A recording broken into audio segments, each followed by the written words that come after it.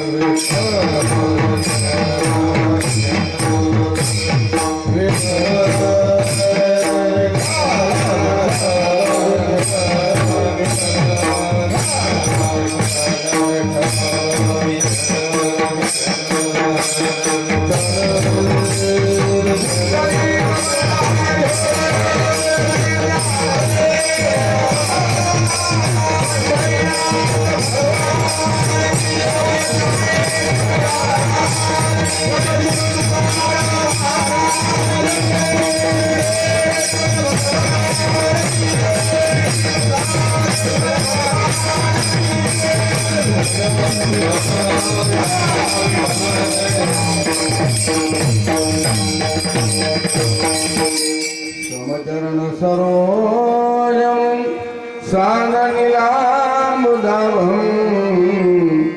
जगन्निहितपाणि मण्डन मण्डनानां.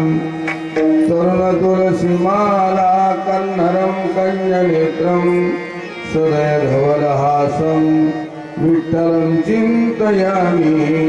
पांडुरंग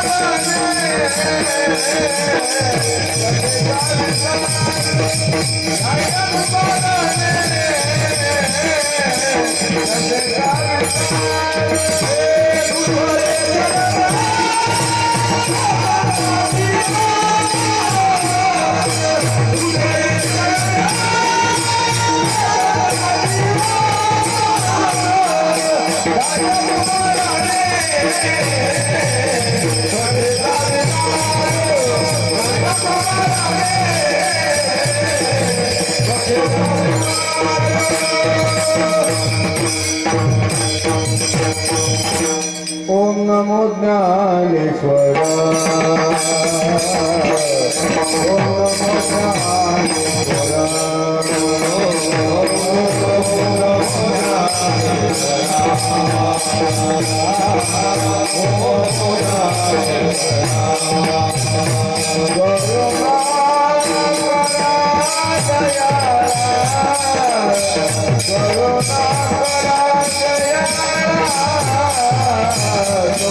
अनुग्रह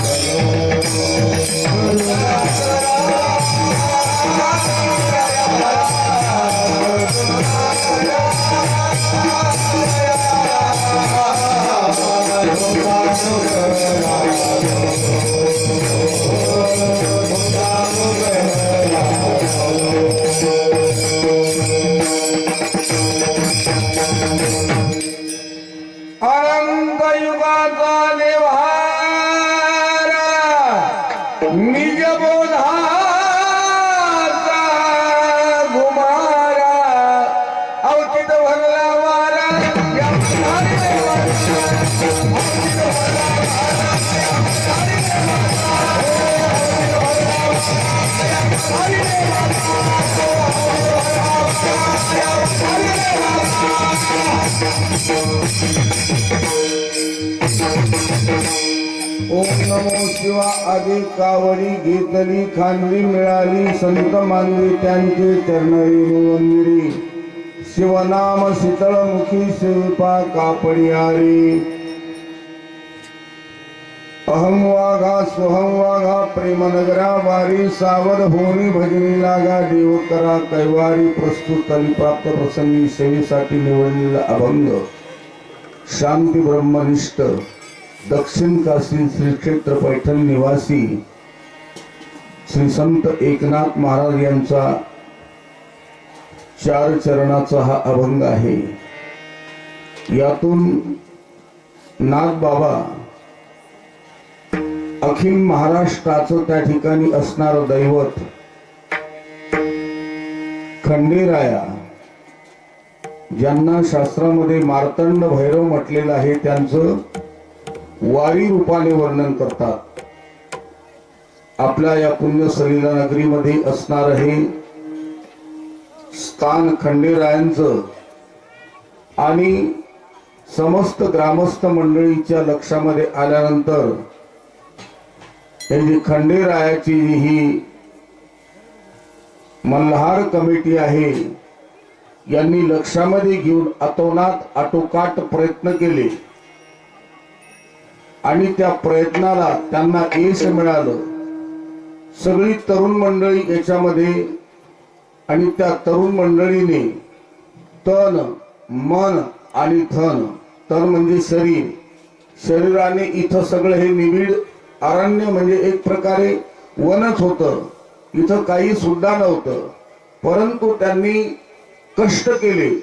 बाहेर गेल्यानंतर त्या ठिकाणी जागर गोंधळाचा कार्यक्रमाला गेल्यानंतर त्यातून आलेल्या पैशातून आपल्या असणाऱ्या दैनंदिन जीवनामध्ये प्रपंचातून वेळ काढून आणि कष्ट करून हे सगळं उभं केलं आणि आपल्याच गावातील ही तरुण मंडळी सगळं करत आहे हे समस्त ग्रामस्थ मंडळीच्या लक्षामध्ये आलं। खंडेराय हे दैवत जर आपण विचार केला, मागच्या वर्षी मी सांगितलेला समग्र इतिहास तुमच्या लक्षामध्ये असेल तर पहा।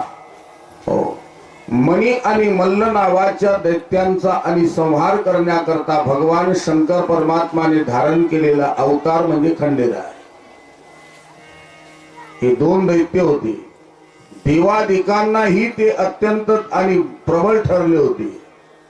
भगवान महाविष्णू आदि सगळे इंद्र चंद्र गणेंद्र महेंद्र उपेंद्र यांना ते प्रबळ ठरले होते आणि त्या संबंधाने मी एक आणि खंडेरायाचा आणि ग्रंथ असा मल्हारी महात्म्य नावाचा ग्रंथ आहे, त्या ग्रंथामध्ये हा इतिहास आला असं सांगितलं होतं आणि सांगितल्यानंतर ज्यांच्यामुळे मला आज तुम्हा सर्वांचं दर्शन आणि ही सेवा करण्याची संधी प्राप्त झाली। माझे ज्येष्ठ गुरुबंधू आदरणीय त्या ठिकाणी श्री हरिभक्तीपरायण मित्रवर्य लक्ष्मण बाबा सोळंकी यांनी तो ग्रंथ माझ्याकडून मागून घेतला। मागून घेतल्यानंतर लवकरच आमचा लहाना मुलगा, मी पैठणला चाललो, म्हटलं अरे तू पैठणला निघाला, तो संभाजीनगर म्हणजे औरंगाबादवरून निघाला, तुला येताना काकांनी ग्रंथ सांगितला तेवढा पैठणवरून घेऊन येतो, आणला आणि आणल्यानंतर बाबाकडे तो सुपूर्द सुद्धा केला। तेव्हा मला सांगण्याचा महत्वाचा मुद्दा त्या ठिकाणी की तो जो मल्हारी महात्म्य नावाचा ग्रंथ आहे त्याचं जर पारायण केलं, जे खंडेरायाचे भक्त आहेत त्यांनी ते मुद्दाम पारायण त्या ग्रंथाचं करा, म्हणजे तुमच्या लक्षामध्ये येईल।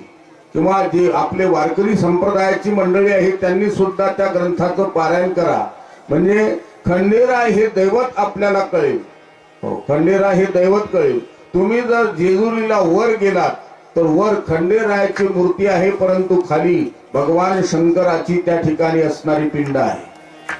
हे फार कमी मंडळीला माहित आहे। खंडेराय म्हणजे आज जो काही म्हणजे समाजामध्ये आणि अशा प्रकारे गैरसमज झाला, गैरसमज म्हणजे खंडेराय म्हणजे काही खायला चालतं काही प्यायला चालतं, नाही नाही।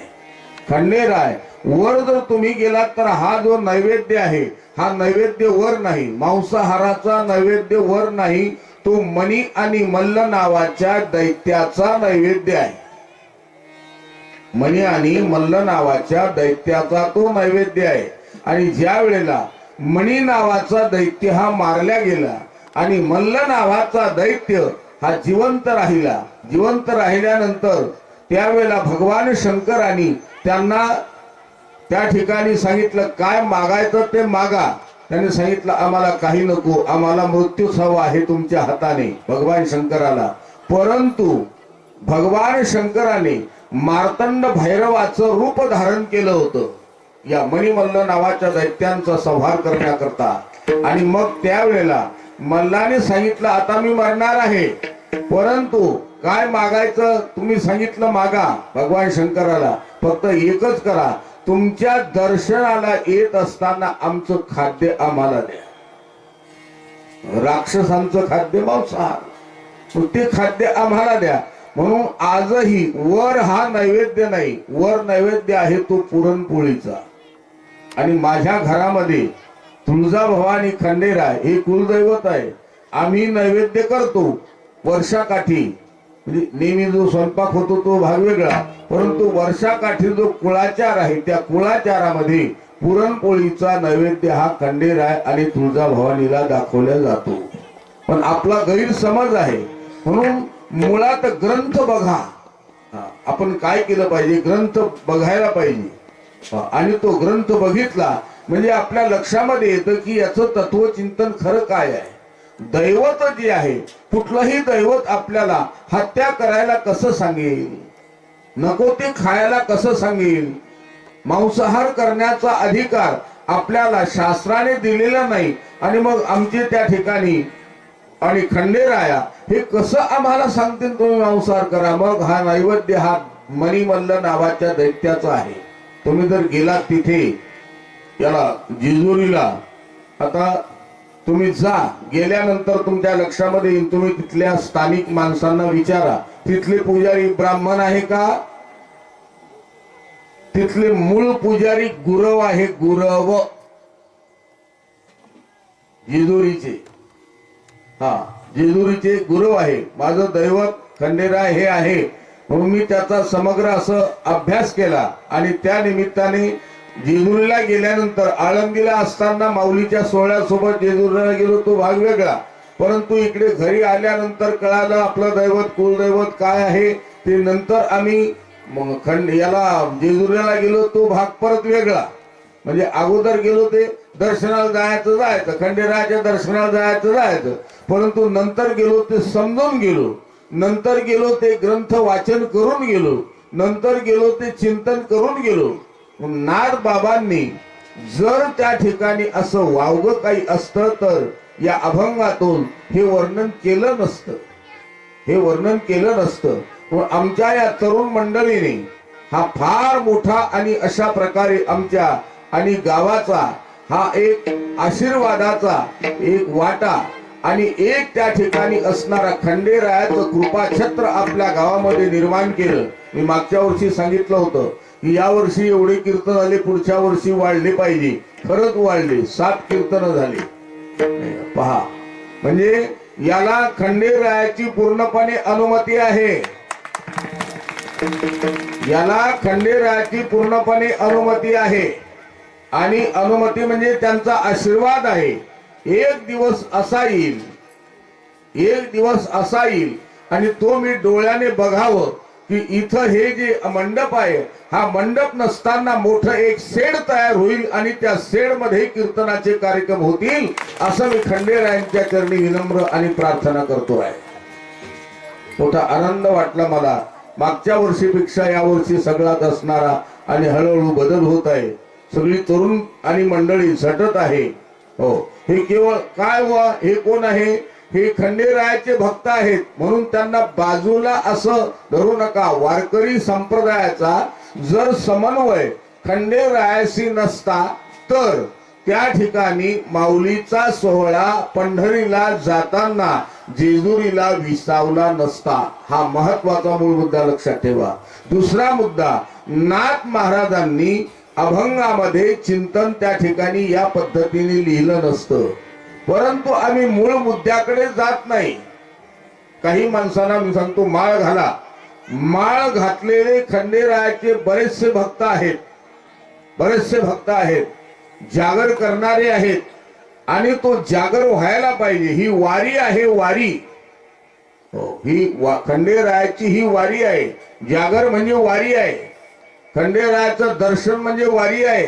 खंडेरायाच्या त्या ठिकाणी ग्रंथाचं पारायण करणं हे त्या ठिकाणी ही वारी आहे.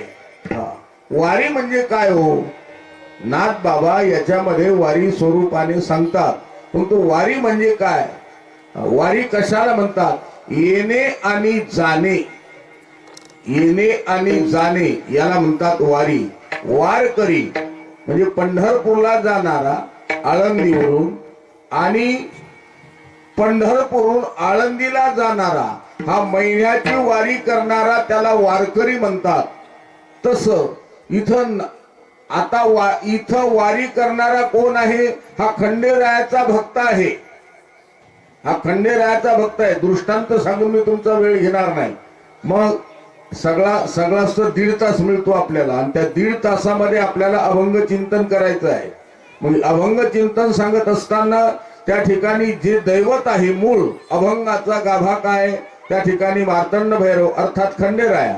मग खंडेराया जर मूळ गाभा आहे, मग खंडेरायाचं मूळ स्वरूप मी तुम्हाला सांगितलंय भगवान शंकराचा अवतार. खंडेराय म्हणजे भगवान शंकराचा अवतार. आता आपलं भाग्य आहे इथे भगवान सिद्धेश्वर आहे. त्या ठिकाणी आता भगवान सिद्धेश्वर आहे, तसं हे भगवान शंकराचा शिव अवतार म्हणजे मार्तंड भैरवाचा अवतार. हे वेगळं तत्व नाही महाराज. तत्व हे वेगळं नाही, तत्व हे एकच आहे. हे जोपासा. आणि ते आपले आणि कोलारा या हे एक क्षेत्र आहे. या आपल्या चिखली तालुक्यामध्ये बुलढाणा जिल्ह्यातील कोलारा हे एक शक्तीपीठ आहे. शक्तीपीठ आहे. इतकं सोपं नका समजू. हे एक शक्तीपीठ आहे. या तरुणांच्या अंतःकरणामध्ये भगवान शंकराने हे एक जे वात्सल्य निर्माण केलं, हा जो प्रेमाचा एक धागा निर्माण केला, एक जो हा त्या ठिकाणी उत्साहाचा प्रवाह निर्माण केला, आणि त्या उत्साहाच्या प्रवाहाने या ठिकाणी आम्ही आणि चिंतन करण्याकरता विचार करा. एक 5 वर्षापूर्वी इथं काय होतं? कसलं कीर्तन, कसलं भजन, कसला मृदंगाचा नाद, कसला टाळाचा नाद, कसला हरिपाठ, कसला काकडा, काही नाही. परंतु आज गतवर्षीपासून त्या ठिकाणी हा मोठा आणि उत्सव त्या ठिकाणी सुरू केला, हा खंडेरायाचा. आणि हा पौष महिन्यातील एक वेगळा आगळा आणि त्या ठिकाणी असणारा आनंद. हो नाही या आनंदाशी जोडा. हो या आनंदाला पारावार नाही. मग ही त्यामुळे या गावाला शक्तीपीठ का म्हटलं? ही शक्ती आहे खंडेरायाची. आणखी पहा, तुम्ही माझ्यापेक्षा तुम्ही कमी वयानं असणारी मंडळी या मंडळामध्ये आहे, जय मल्हार मंडळामध्ये. ते पाहतील खरंच बाबा एक अपंग माणूस कीर्तनातून बोलून गेला. खरोखर केवढा मोठा आपल्या या संस्थांचा उत्कर्ष झाला. कदाचित मी त्यावेळेला नसेल सुद्धा, परंतु मी त्या ठिकाणी खंडेरायांना ही प्रार्थना करतो की खंडेराया या असणाऱ्या स्थळावर नाही मला कीर्तनाला बोलवलं तरी सुद्धा माझ्या अपंग अवस्थेमध्ये मी येऊन तुझ्या दर्शनाकरता इथं असणाऱ्या सभा मंडपामध्ये मी तुझं नामस्मरण केल्याशिवाय राहणार नाही. तेव्हा यांना सद्बुद्धी तर दे, सत्शक्ती दे, आणि त्या शक्तीच्या माध्यमातून या संस्थांचा उत्कर्ष होऊ दे. माझा महत्वाचा मुद्दा ही शक्ती आहे. हे शक्तीपीठ आहे. कोलारा हे शक्तीपीठ आहे. तुम्ही बारकाव्याने बघा म्हणजे तुमच्या लक्षामध्ये येईल. इतर ठिकाणी तुम्ही जाता येता, इतर गावं आहेत, चिखली तालुक्यात आहे, बुलढाणा जिल्ह्यात आहे, परंतु मनाला आणि त्या ठिकाणी रममान करणारं जे केंद्र सगळ्यामध्ये चंचल कोणतं काय आहे? आपल्या शरीरामध्ये चंचल विमानात कृष्ण प्रमाति बलवत दृढम तस्याहम निग्रम मन्ये वायुरिव सुदुष्करम. मन हे सगळ्यात चंचल आहे. मन हे चंचल आहे. तुम्ही जा सिद्धेश्वराच्या मंदिरामध्ये बसा, तुम्ही या खंडेरायाच्या मंदिरामध्ये बसा. जर तुम्हाला तुकोबारायांच्या अभंगाची अनुभूती नाही आली तर मला विचारा. फक्त शांत बसा, एकाग्रतेने बसा आणि नुसता प्रणवाचा जप करा. एक 5 मिनिटं जप करा. तुम्ही प्रयोग करा, अनुभूती घ्या. मी तुम्हाला अनुभवाने सांगतो. प्रणव जप म्हणजे काय? काही नाही, नुसता ओंकार जप. ओ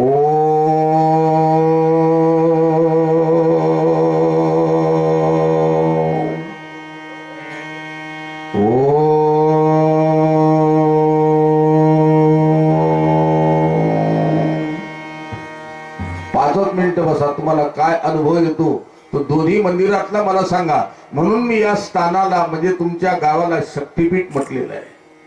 अशा या शक्तीपीठाचा अनुभव कीर्तनातून बोलताना किती बोलताय ना हो, परंतु अनुभूती काय आहे त्या शक्तीपीठाची तुम्हाला अनुभूती काय आहे? अनुभव घ्या. हो. आणि परमार्थ हा नुसता बोलण्याचा आहे का अनुभवाचा आहे? अनुभवे आले अंग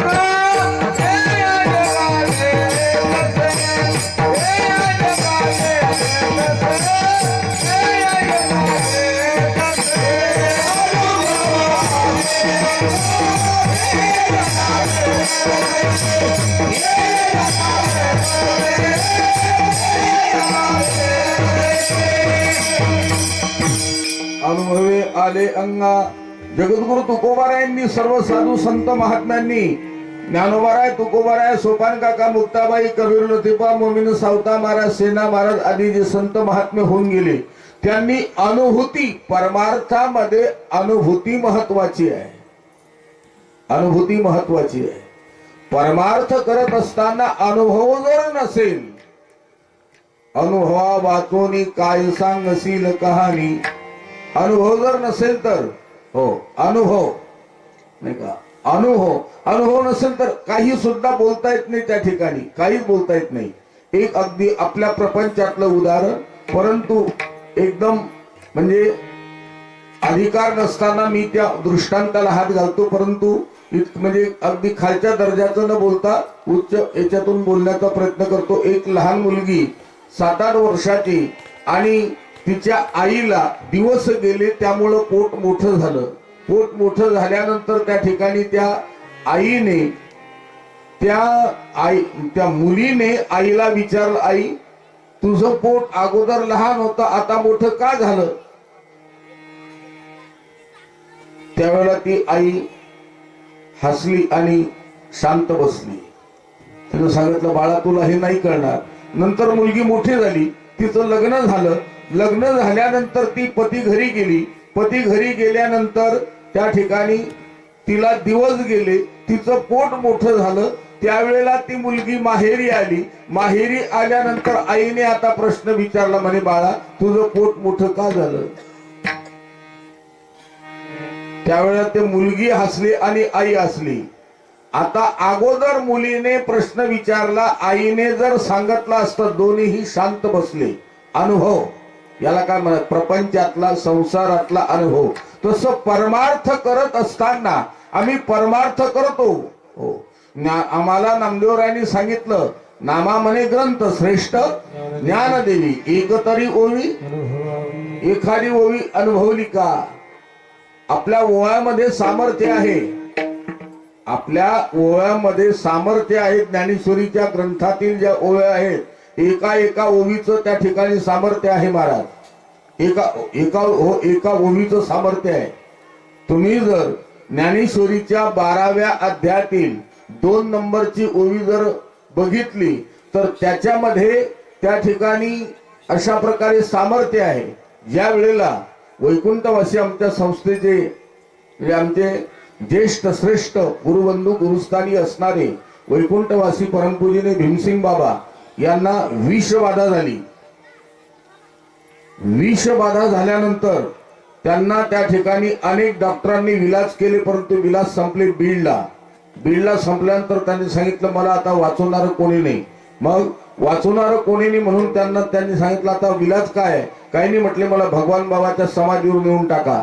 समाधीवर नेऊन टाकल्यानंतर हा भीमसिंग बाबांनी आम्ही गडावर गेलो असताना सांगितलेला अनुभव, आणि ज्या वेळेला आणि त्या ठिकाणी ते गडावरती गेले आणि समाधीवर टाकलं त्यांना, त्यावेळेला त्या ठिकाणी वैकुंठवासी परमपूजनीय प्रातस्मरणीय भगवान बाबा यांनी त्या ठिकाणी आमच्या भीमसिंग महाराजांना सांगितलं, काही नको करू, फक्त ज्ञानेश्वरीच्या 12व्या अध्यायातील 2ऱ्या क्रमांकाच्या ओवीचा जप कर, तुझं विष आपोआप उतरेल. एकतरी ओवी अनुभव आला. त्यावेळेला भीमसिंग महाराजांनी आम्हाला हा अनुभव सांगितला. मी एकटा नव्हतो, आम्ही 4 लोक होतो, ते संस्थेचेच होतो. मी त्यावेळेला 4थ्या वर्षाला होतो. तुळशीराम व काकडे म्हणून माझे मित्रच आहेत, ते 3ऱ्या वर्षाला होते. आंधळे व विनायक कचरू आंधळे तेही 3ऱ्या वर्षाला होते, आणि एक 2ऱ्या वर्षाचा विद्यार्थी आमच्या सोबत होता. असे आम्ही 4 जण होतो. तर त्यांनी सांगितलं, ज्ञानेश्वरीमध्ये सामर्थ्य आहे, ज्ञानेश्वरीमध्ये ताकद आहे. ज्ञानेश्वरीच्या 12व्या अध्यायातील 2ऱ्या क्रमांकाची ओवी, विषय व्याळी मिठी दिललिया नुटी काठी, ते तुझे गुरु कृपा दृष्टी निर्विष होय. विष की त्या ठिकाणी विष हे, आणि जीवनातून नष्ट होतं फक्त या ओवीचा जप केला तर. ही ताकद त्या ओवीमध्ये आहे, त्या ओवीमध्ये आहे. आता हे आपल्याला अनुभव हा कशा परमार्थातला अनुभव, हा परमार्थातील अनुभव. आता परमार्थातील अनुभव भक्ती करत असताना अनुभूती ही महत्वाची आहे. हो, भक्ती करत असताना अनुभूती महत्वाची आहे व जैसी अखंड चालू आहे. परंतु हे करत असताना तुम्हाला अनुभूती काय? हरिपाठामध्ये आम्हाला माऊली सांगतात, करतळी आवळे तैसा हरी. हरिमुखे म्हणा, हरिमुखे म्हणा, पुण्याची गणना कोण करी. हो, हे बरोबर आहे. मग हरी आमच्या जीवनामध्ये आम्हाला स्वप्नात तरी हरीनं दर्शन दिलं का? हरीनं दर्शन दिलं का? प्रत्यक्षात राहू द्या, देव प्रत्यक्षात दर्शन देईल देव. आज हो, आजही देवाचं दर्शन प्रत्यक्षात होईल. आपला तेवढा अधिकार पाहिजे. आपली पावर वाढवा, आपली पावर वाढवा. तसं खंडेराय तुम्हाला भगवान शंकराच्या रूपामध्ये दर्शन देतील, परंतु आपल्याला हे तत्व कळालं पाहिजे. मल्हारी मार्तंड तत्व हे कळालं पाहिजे. नाथ महाराज हे तत्व कळण्याकरता त्या ठिकाणी खंडेरायाचा जो भक्त आहे त्याला काय म्हणतात? वाघ्या. काय म्हणतात? वाघ्या, नाही का, वाघ्या म्हणतात. परंतु तो वाघ आहे, वाघा, त्याला नाथ महाराज म्हणतात वाघा. हो, तो वाघा आहे. परंतु वाघा असल्याच्या कारणाने अंतःकरणामध्ये जर त्याने अहंकार असला तर, अहंकार जर असला तर, अहंकार म्हणजे कोणता? अहम नेहमी. हो, खंडेरायाचा तो भक्त झालास ना, अगोदर अहंकाराला तिळांजली दे, अहंकाराला तिळांजली दे. अहंकाराला तिळांजली दिल्याशिवाय हो तुला खंडेरायाचा भक्त होता येणार नाही. हो, म्हणजे तू हा अहंकार अगोदर टाक. हे नाथ बाबांना सांगायचं आहे. हा अहम वाघा. हो, हा अहम हा कोणी वाघ आहे आपल्या शरीरामध्ये असणारा. नवल अहंकाराची गोटी, विशेषणली अज्ञानाची पाठी, सज्ञानाची झोंबी कंठी, नाना संकटी नाचवी. अहंकार हा आपल्या शरीरामध्ये वास्तव्य करणारा आहे. याला बाहेर घालवायचं आहे.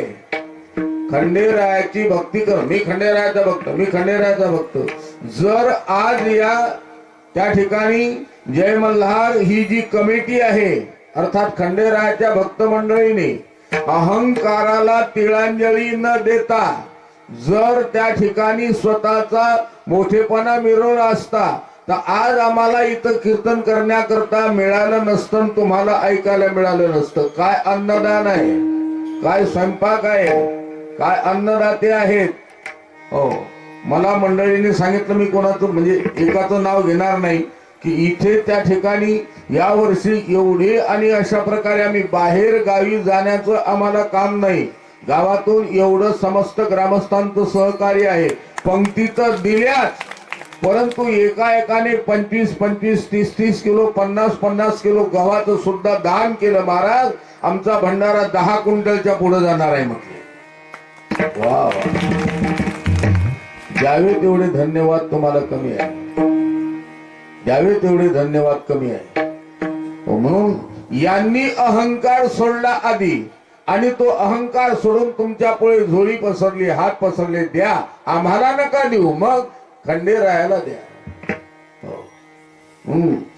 जे आपण वाघ्या म्हणतो त्या वाघ्याच्या अंतकरणामध्ये, ज्या आपण वाघ्या मुरळी म्हणतो, या दोन्हीचा विचार या अभंगात नाथ महाराजांनी केलेला आहे. हो, त्या वाघ्याकडे पाहण्याची विचार आपण बदला. हो, वाघ हा कशा प्रकारचा आहे? हिंस्र पशु आहे वाघ. वाघ हा हिंस्र पशु आहे. मग तो हिंस्र पशु जर वाघ आहे, मग या भक्ती करत असताना त्या वाघाची तडप असावी. कशी? तुम्ही वाघाला दगड मारून पहा, तुम्ही कुत्र्याला दगड मारा, कुत्र त्या दगडाच्या पाठीमागे पळतं. आणि वाघाला जर दगड मारला, तुम्ही मारू नका. आता या वर्षात तर महाराज एवढी चित्ते आले, नाशिक आणि आळंदीत चित्ते घुसले. हे वाघ आळंदीत घुसले, इकडं नागपूर, अकोला, अमरावती, चौकडे. आता एक 2-4 दिवसापूर्वी आमच्या गावात सुद्धा चित्ता आला होता. मी कीर्तनाला गेलो, त्या शिंगाव जहागीर म्हणून आहे देऊळगाव राजाजवळ, कीर्तन करून घरी परत आलो, गाडी लावून दिली आणि झोपलो. झोपल्यानंतर कुत्री भुंका लागले. म्हटलं तर कुत्रीच आहे, भुंकत असतील. परंतु परत 15 मिनिटांना आमच्या घराच्या पाठीमाग भले मोठी वाननेराची टोळी बसते त्या पाण्याच्या टाकीवर. ती वाननेर लागली खेकसायला जोरात. म्हटलं नक्की म्हणजे चित्ता आहे. म्हणजे वाघ आला आणि जवळजवळ सकाळी 3 वाजेपर्यंत त्यांनी झोपात लागू दिले नाही, त्या कुत्र्यानी, त्या वाननेरांनी, त्या चित्त्यानी. माझा सांगायचा मुद्दा, त्या वाघाला जर दगड मारला तर तो वाघ त्या दगडाच्या पाठीमागे जात नाही. दगड कुठून आला, दगड कुठून आला, त्या दगडाच्या पाठीमागे तो जातो. दगड मारणाऱ्याकडे जातो. दगड कुठून आला, कुत्र्याला दगड मारला ते त्या दगडाच्या पाठीमागे पळत. तसं भक्ती करत असताना वाघ्या कसा असावा? वाघासारखा भक्ती करणारा असावा. म्हणजे दगड कुठून आला, म्हणजे वाघ जसा दगड कुठून आला याचा विचार करतो, तसं वाघ्याने मी कुठून आलो, मला काय करायचं याचा विचार नाथ महाराजांनी सांगितलेला आहे. कोहम कतमिदम जातम कोई करतास्य बुद्धिदी. मी कोण आहे याचा करावा विचार म्हणे ज्ञानेश्वर.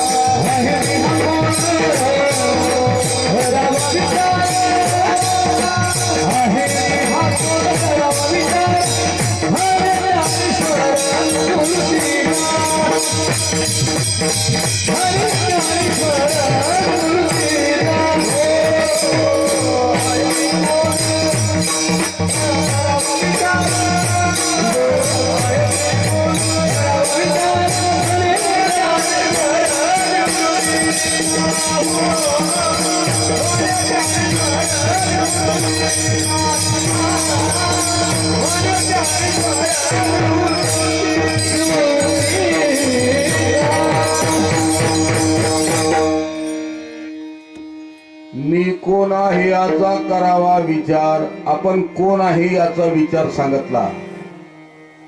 हा विचार वाघ्याच्या अंतःकरणामध्ये असतो. खंडेरायाचा वाघ्या म्हणजे सामान्य नाही. अहम वाघा, मी कोण आहे. आणि नंतर नाथ महाराज सांगतात स्वहम वाघा. हिच्यात खूप अध्यात्म आहे. सहा अहम, सहा अहम वाघा. मी वाघ आहे पण कोण आहे. सहा अहम, सहा म्हणजे तो म्हणजे कोण. तो म्हणजे कोण. तो म्हणजे ते जे दैवत आहे ते मीच आहे. सहा अहम अस्ति अयमात्मा ब्रह्म. वेदांताच्या भाषेमध्ये बोलायचं म्हटल्यानंतर अयम आत्मा ब्रह्म, मी ब्रह्म आहे. मी ब्रह्म आहे हा विचार नाथ महाराजांनी याच्यामध्ये सहा अहम सोहम. अहम वाघा सोहम वाघा. तो वाघ्या म्हणजे ब्रह्मस्वरूप आहे.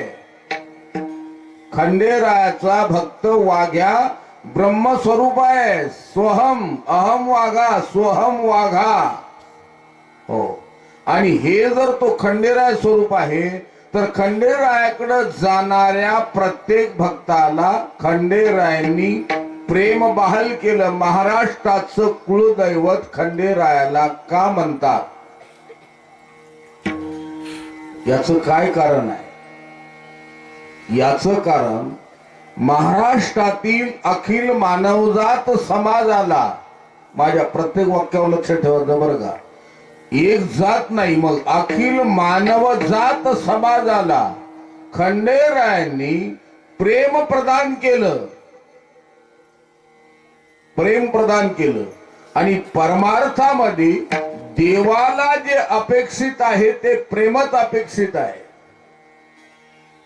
प्रेमच अपेक्षित आहे. प्रेमाविन भजन नागाविन मोती. प्रेमाविन भजन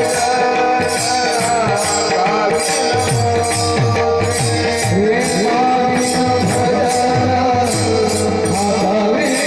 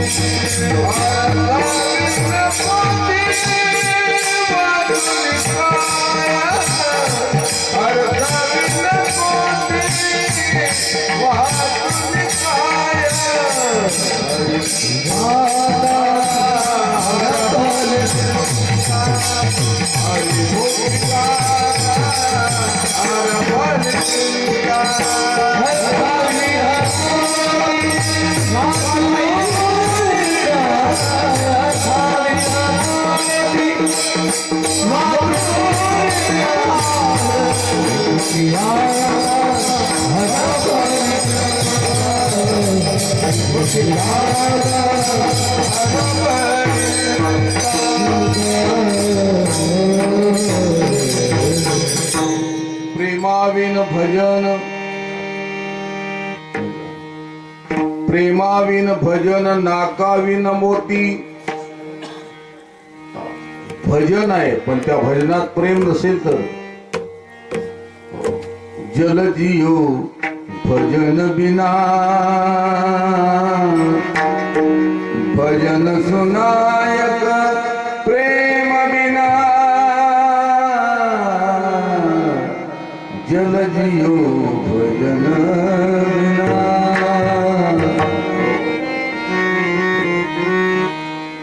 भजनात प्रेम असेल तर काय करता त्या भजनात? नाही, हाय जो दुल्ला नागड दिंगा नाही.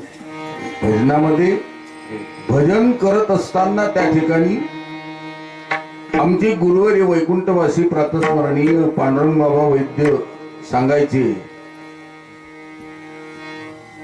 भाऊसाहेब गुरुजी म्हणजे आमचे गुरुवारी सांगायचे, अरे तुमच्या कीर्तनाला जेवढे लोक नाहीत, वैकुंठवासी प्राचार्य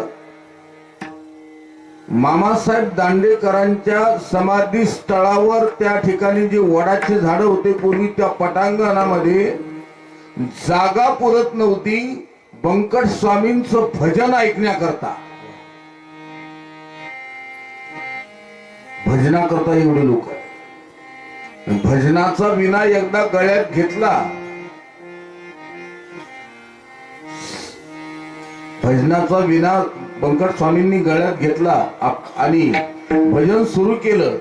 5-5 तास एकाच असणाऱ्या आसनावर ते भजन करत असत. रंगून जात रंग लाया तुका विठ्ठल सर्वांगी भजन. प्रेम, परमार्थ करत असताना, भक्ती करत असताना प्रेम फार महत्वाचं आहे. भक्ती प्रेमा विना नको देवा, भक्ती प्रेमा विना नको देवा, भक्ती प्रेमा विना नको देवा, भक्ती प्रेमा विना नको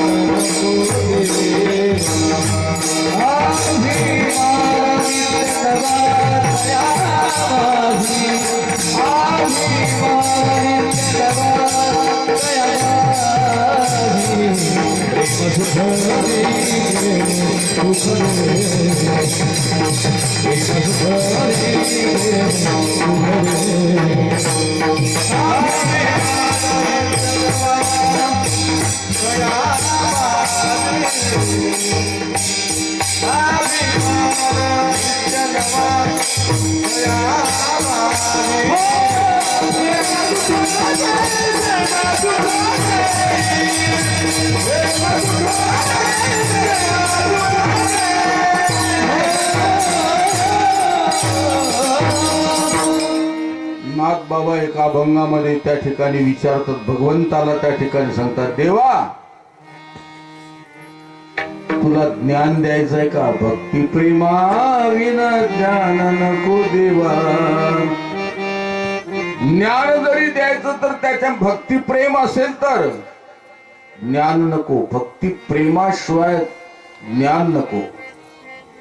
जर आपण आपल्या आणि असणाऱ्या इतिहासाचा विचार केला, इतिहासाचा, तुम्हाला उद्धव हा भक्त होता. भागवतामध्ये चला, उद्धव हा भक्त होता. उद्धव हा ज्ञानी भक्त होता. ज्ञानी भक्त होता. गोकुळामध्ये ज्या वेळेला भगवान कृष्ण परमात्मा,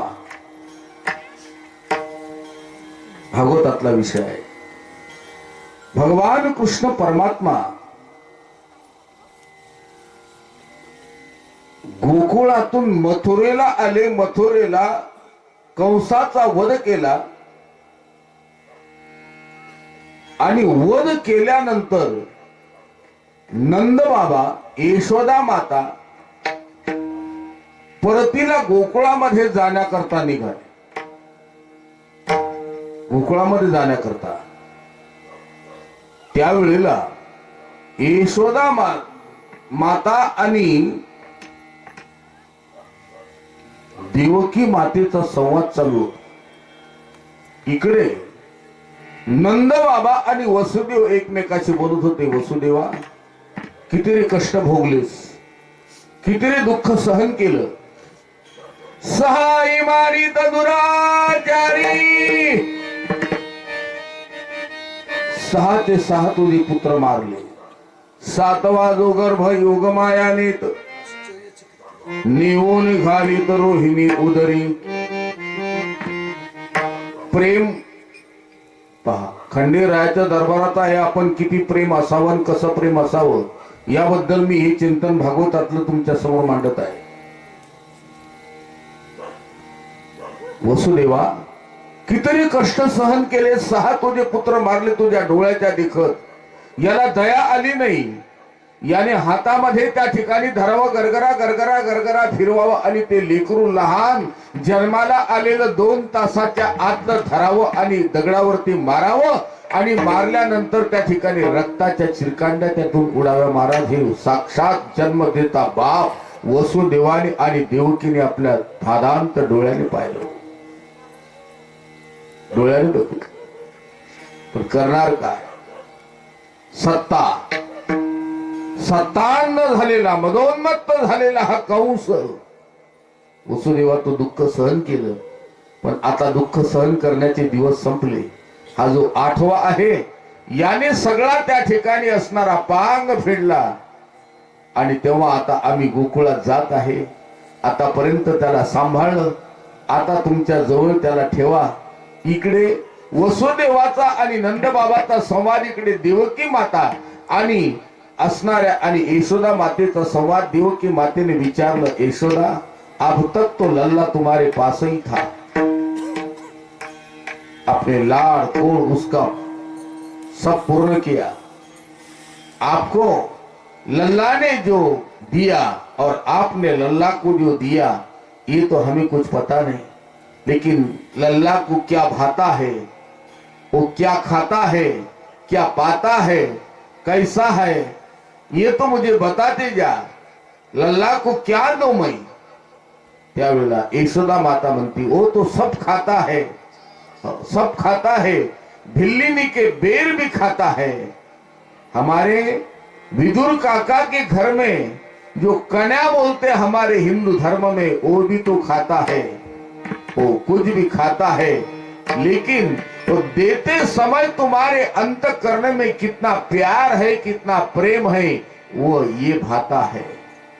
ठीक है यशोदा, मैं ख्याल में रखूंगी, मैं जो खाएगा वो लल्ला को भगवान कृष्ण परमात्मा जे खातील ते मी द्यायला तयार आहे.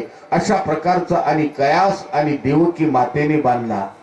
जाता जाता यशोदा माता म्हटली, एक सगळ्यात, तरी पण देवकी म्हणते त्याला अत्यंत आवडतं काय आहे?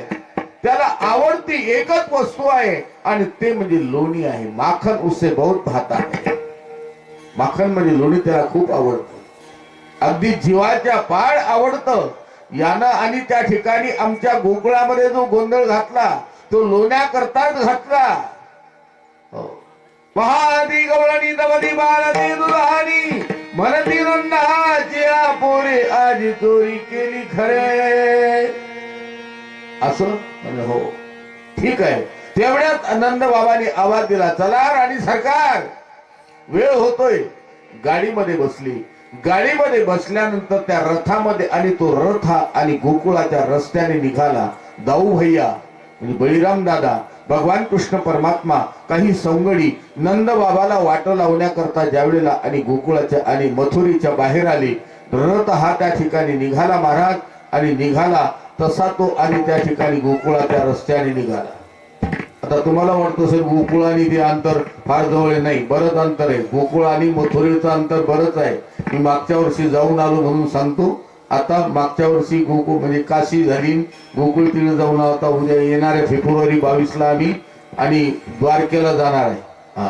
तेव्हा माझा महत्वाचा मुद्दा तुम्हाला सांगण्याचा, भगवान कृष्ण परमात्मा आणि दाऊ भैया म्हणजे बळीराम दादा आणि रस्त्यावरती आले. आणि आल्यानंतर त्या रथाकडे पाहून भगवान कृष्ण परमात्माच्या डोळ्यातून आकाशामध्ये अब्र यावे आणि अब्र आल्यानंतर झरझर झरझर त्या ठिकाणी असणारे पावसांच्या धारा जमिनीवरती बरसाव्या, त्याप्रमाणे डोळ्यातून अश्रूंच्या धारा वाहू लागल्या. दाऊ भैया बळीराम दादा म्हणतात, कृष्णा कृष्णा, अरे तुझे आई आणि वडील खरे जे आहेत हे त्या ठिकाणी वसुदेव आणि देवकी इथे आहे ना, आणि मी तुझा दादा भाऊ इथं आहे ना बळीराम दादा, आणि यशोदा मैया आणि नंद बाबा चालले म्हणून तुला का रे एवढं वाईट वाटावं? का वाईट वाटावं? खरं सांगू का दाऊ भैया, खरं सांगू का दाऊ भैया, अरे मला जे दिलं ते माझ्या आणि यशोदा मातेने जे प्रेम दिलं, माझ्या नंद बाबाने जे प्रेम दिलं नाही, त्याची तुलना नाही होऊ शकत, नाही होऊ शकत. नंद बाबा गेले, रथाच्या असणाऱ्या धुळीच्या कणाकडे पाहत भगवान कृष्ण परमात्माने औंढा गिळला आणि तसेच दाऊ भैयाच्या हातामध्ये हात देऊन आणि परत आले. परत आल्यानंतर देवकी मातेच्या अंतःकरणामध्ये एक दुःख शल्य बोचत होतं आणि ते म्हणजे मी कृष्णाला, कन्हैयाला माझ्या लोणी आवडतं पण का देऊ नये, का देऊ नये. एक प्रसंग असा एक वेळेला शॉर्ट सांगतो तुम्हाला. उद्धवजी आले. उद्धवजी आल्यानंतर उद्धवाचा सत्कार केला. या उद्धवा या. उद्धवा ज्ञानी भक्त होता, ज्ञानी भक्त होता. पहा, भागवत वाचा म्हणजे तुमच्या लक्षामध्ये उद्धवासारखा ज्ञानी भक्त या भूतलावर नाही. ज्ञान स्वरूपा भक्ती उद्धवाने केली, उद्धवाने केली. तू तव ज्ञानाची स्वयंभू प्रभा. ज्ञानाची प्रभा म्हणजे उद्धव. तेव्हा उद्धव त्या ठिकाणी आल्यानंतर यशोदा आणि देवकी मातेला वाटलं आता बरा आणि त्या ठिकाणी संधी काल आहे, आपण पाहू बरं. उद्धवाचं त्या ठिकाणी भगवान कृष्ण परमात्माने स्वागत केलं. देवाला भक्त अत्यंत प्राणप्रिय. तीही प्राणा परवती मज आवडती निवृत्ती, जे भक्त चरित्रा ते प्रशंसिती म्हणून. भक्ता देवाला भक्त प्राणप्रिय. त्यावेळेला भगवान कृष्ण परमात्मानी आणि उद्धवाला क्षमकुशल विचारलं. यशोदा देवकी मातेने सांगितलं भगवान कृष्ण परमात्माला, कृष्णा, कन्हैया, उद्धवजी आले तर मग आजच्या दिवस आणि दुपारचं भोजन करूनच आपल्याकडून पाठव त्यांना. म्हटले हो आई साहेब, मी पाठवतो. उद्धवाला सांगितलं जेवून जायचं आहे बरं का. स्वयंपाक त्या ठिकाणी सुरुवात झाला. स्वयंपाक तयार झाल्यानंतर अनेक प्रकारच्या भाज्या केल्या गेल्या, पक्वान्न केल्या गेले त्या ठिकाणी.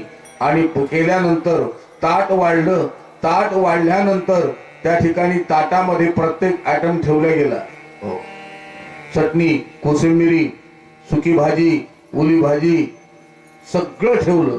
सगळं ठेवल्यानंतर देवकी मातेनं या 3 ताटामध्ये एक भगवान कृष्ण परमात्माचं, एक वसुदेवाचं आणि एक उद्धवाचं, एक दाऊ भैयाचं 4 ताट आणि वाढल्या गेली. पाट ठेवल्या गेली, ताट मांडल्या गेली.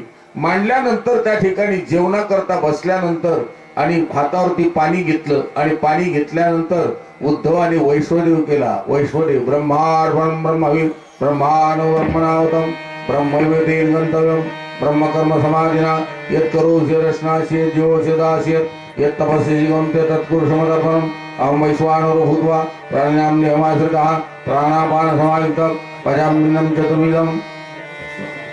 ओम प्राणाय स्वा, अपानाय स्वा, उदानाय स्वा, समानाय स्वा. ओम तत्सत् ब्रह्मार्पणमस्तु. संकल्प केला भगवान कृष्ण परमात्मानी. ओम अन्नपूर्णा माते नमः. ताटाला नमस्कार केला. दाऊ भैयानी वैश्वदेव केला, वसुदेवांनी वैश्वदेव केला. नमस्कार केला त्या अन्नाच्या आणि भरलेल्या ताटाला. आणि सगळ्यांच्या ताटाच्या मध्यभागी देवकी मातेने जर या कन्हैयाला आवडतं लोणी, परंतु देऊ नको म्हणून यशोदेने सांगितलं. पण दिलं तर काय होतं आता निपटायला. आणि त्या ठिकाणी हाय उद्धव म्हणून सगळ्यांच्या ताटामध्ये मध्यंतरी एका दगडतळीमध्ये छोट्याशा असणाऱ्या त्या आणि चिनी मातीच्या असणाऱ्या एवढ्या वाट्या पांढर शुभ्र लोण्याचा गोळा हा सगळ्यांच्या 4 ताटामध्ये ठेवला. ताटाकडे अवलोकन केलं उद्धवाने, वसुदेवाने अवलोकन केलं, दाऊ भैयाने अवलोकन केलं, काही नाही. पण ज्यावेळेला भगवान कृष्ण परमात्माने अन्नपूर्ण देवताय नमः म्हटलं आणि ताटाकडे बघितलं, सगळे चटण्या, कोशिंबिऱ्या, भाज्या, ओली भाजी, सगळं पक्वान्न बघितले. आणि बघितल्यानंतर मध्यंतरी ठेवलेली वाटी पाहिली लोण्याची. आणि लोण्याची वाटी बघितल्यानंतर भगवान कृष्ण परमात्माला अख्खं गोकुळ आठवलं. अख्खं गोकुळ आठवलं. यशोदा माता आठवली. आणि यशोदा मातेचं जीवनपट पूर्णपणे डोळ्यासमोर उभा राहिला. रायाच्या भक्तीमध्ये साधन आहे, भक्तीचं बोध, बुधली बुधली त्याला म्हणतात, बुधली आणि ड्युटी. ड्युटी बोध बुधली, बोध रूपी त्या ठिकाणी ती बुधली. आणि जी ड्युटी असते त्याच्यामध्ये ती ज्ञान रूपी ड्युटी. उजळा महाद्वारी, तिथं उजळायची आहे खंडेरायाच्या समोर, पण बोध रूपी बुधली घ्या हातामध्ये आणि त्या ठिकाणी ज्ञान रूपी ड्युटी मध्ये टाका तेल ते आणि पाजळा. म्हणजे आमच्या जीवनामध्ये प्रकाश पडेल आणि आमच्या जीवनातील सगळं अज्ञान हे नष्ट होईल.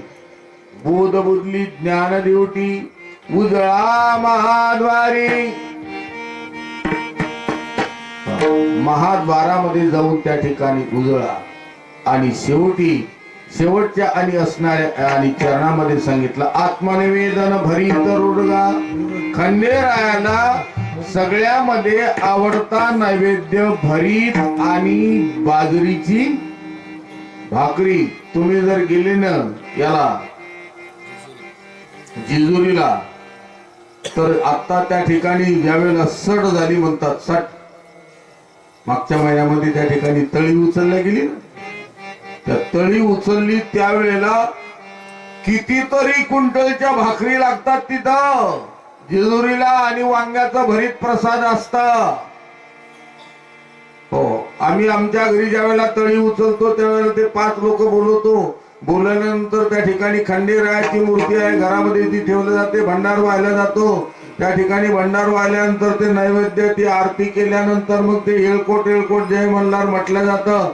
आणि मग नंतर त्या भाकरी त्या 5 भक्तांना त्या ठिकाणी आमच्या घरातले सोडून त्या 5 त्यांना ती बाजरीची भाकरी आणि वांग्याचं भरीत हे दिल्या जातं. माझा महत्वाचा मुद्दा जो आहे आत्मनिवेदन, आत्मस्वरूपाचं त्या ठिकाणी हा नैवेद्य आणि भगवान खंडेरायाला अर्पण करायचा, निवेदन करायचं आहे. भरीत रोडगा निवतील हारोहारी, जन्म मरणाच्या 83,99,999 योनी ह्या ज्या जीवाच्या पाठीमाग लागल्यानं त्या अंकिता इवा आवर्ता धावर्तांतरवा श्रुती व्रजंतो जन्मनो जन्म लभंते नैव निवृत्तीम, त्या नष्ट होतील. या आत्मनिवेदन रूपी भरीत आणि रोडगा खंडेरायाला हा वाहायचा आहे. आणि एका जनार्दनी धन्य खंडेराव, त्यावर कोणता वारी मल्हारीची वारी, हीच माझ्या मल्हारी रायाची वारी आहे. मल्हारीची वारी माझ्या मल्हारीची वारी, विठोबा कुमार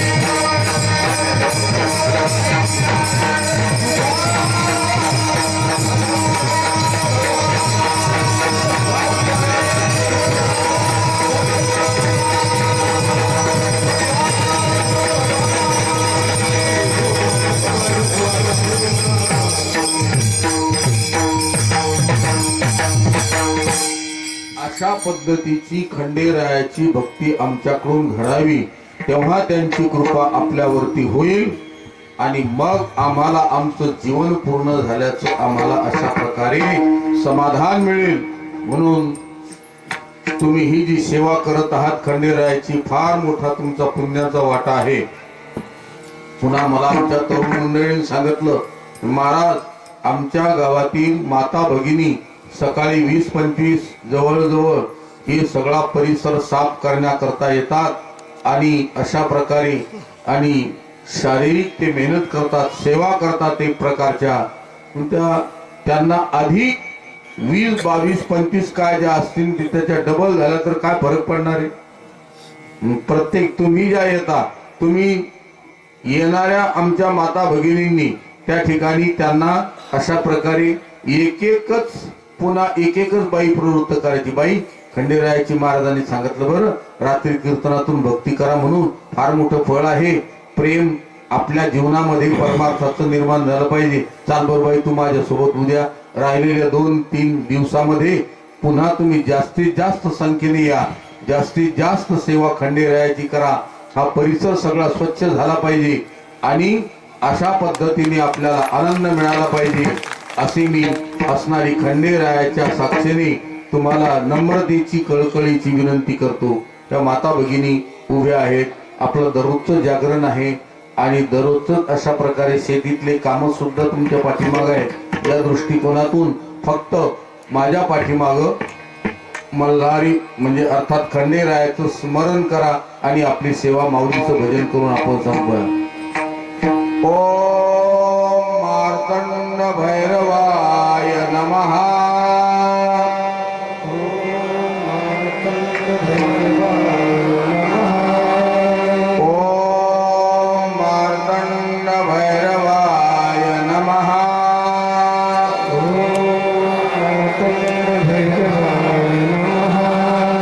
ओम मार्तंड भैरवाय नमः. ओम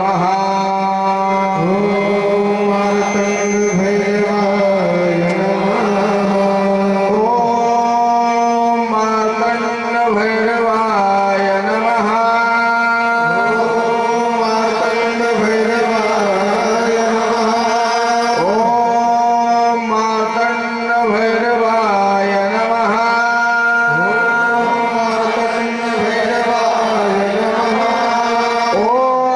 ओम मार्तंड भैरवाय नमः. ओम मार्तंड भैरवाय नमः. ओम मार्तंड भैरवाय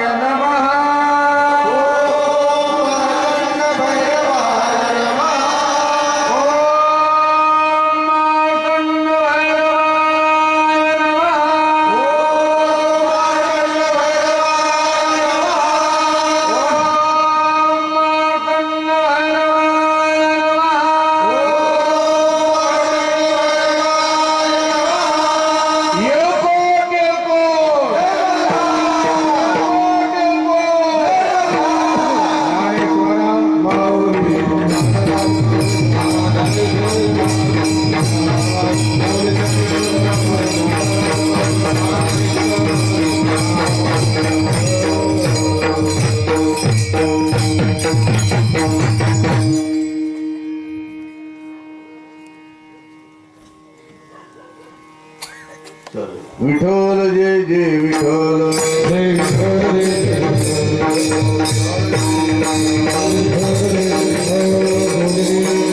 कोणी वेळी